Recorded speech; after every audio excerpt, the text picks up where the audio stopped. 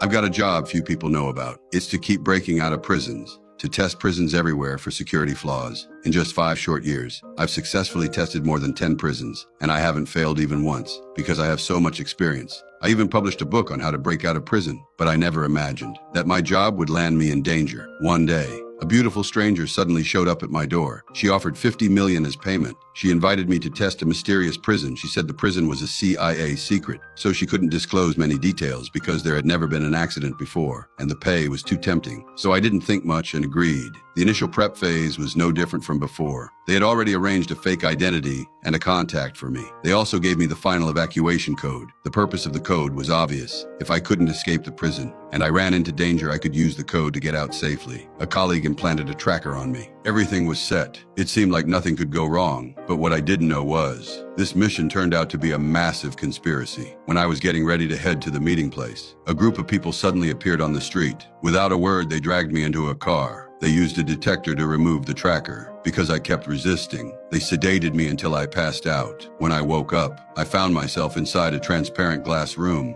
At that very moment, I still thought it was just a test. Out of professional habit, I calmed myself quickly and started observing everything around me. This prison really was unusual. The inmates were kept in a constantly transparent environment. There was absolutely no privacy. Most importantly, all the cells were suspended in midair, so the old ways of escaping wouldn't work. The guards were several times more numerous than at other prisons. All of this was different from what the mysterious woman had described. So when I met the warden, I immediately gave him the evacuation code. But the warden had no idea what the code was for. All the strange things from the start until now made me finally realize I had been used. But I didn't know what their purpose was. The warden also singled me out for special attention. After all, everyone in the prison knew what my job was. During yard time, an old man with a white beard approached me, but I knew nobody here was trustworthy, so I chose to keep my distance. In the time that followed, I noticed the old man kept watching my every move, and he never stopped trying to talk to me. After a few days of watching, I still couldn't come up with an escape plan. The level of security in this prison was like nothing I'd ever seen. The guards rotated around the clock without interruption.